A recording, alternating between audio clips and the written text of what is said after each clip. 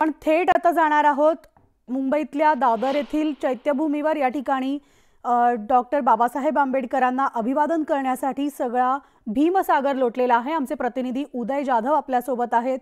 Good morning आणि जय भीम उदय। आज सगळा भीमसागर जो आहे तो चैत्यभूमीवर भारतरत्न डॉक्टर बाबासाहेब आंबेडकरांना अभिवादन करण्यासाठी उपस्थित आहे। खरं तर कालपासूनच या ठिकाणी गर्दी व्हायला सुरुवात होते आणि आज सगळे जसं मी म्हटलं निवडणुकीची रणधुमाळी असल्यामुळे सगळेच नेते जे आहेत सगळ्या पक्षाचे हे या ठिकाणी बाबासाहेबांना अभिवादन करण्यासाठी उपस्थित राहणार असतील।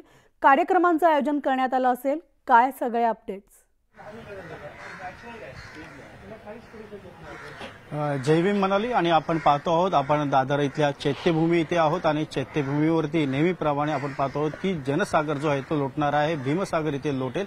आज सकाळी साधारणतः 10 वाजता राज्यपाल रमेश बैस हे बाबासाहेबांना अभिवादन करण्यासाठी इथे येतील। त्याच्यासोबत मुख्यमंत्री एकनाथ शिंदे हे देखील इथे येणार असल्याचे सांगण्यात येत आहे। आपण इथे समोर पाहू शकतो भारतरत्न डॉक्टर बाबासाहेब आंबेडकर यांचं हे चैत्यभूमी येथील हे स्मारक आहे आणि या स्मारकावरती बुद्धवंदना करून बाबासाहेबांना विनम्र अभिवादन करण्यासाठी जनसागर जो आहे ते इथे लोटत आहे। आणि त्याचबरोबर अनेक राजकीय पक्षांचे नेते जे आहेत ते देखील इथे येणार आहेत। आणि आज आपण पाहतो आहोत की लोकसभा निवडणुकांचे वारे वाहत आहेत, त्यामुळे सर्वच पक्षांचे राजकीय पक्षांचे नेते जे आहेत ते इथे बाबासाहेबांना अभिवादन करण्यासाठी येणार आहेत। आपण इथे पाहू शकतो आतमध्ये डॉक्टर बाबासाहेब आंबेडकर यांचं स्मारक आहे आणि इथे बाबासाहेबांना विनम्र अभिवादन करण्यासाठी सर्वच अनुयायी मोठ्या संख्येने दरवर्षी येत असतात। यावर्षी देखील ते मोठ्या संख्येने येणार आहेत। या सर्व अनुयायांना कुठलाही त्रास होऊ नये या दृष्टिकोनातून मोठ्या प्रमाणात पोलीस बंदोबस्त ठेवण्यात आलेले आहे। त्याचबरोबर स्मारकाच्या वतीने देखील इथे विशेष नियोजन जे आहे ते करण्यात आलेलं आहे। आणि दरवर्षी आपण पाहतो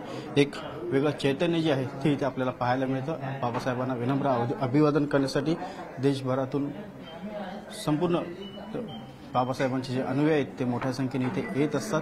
आणि आज दिवसभरामध्ये आपल्याला इथे मोठ्या संख्येने भीम अनुयायी येतील, बाबासाहेबांना विनम्र अभिवादन करतील।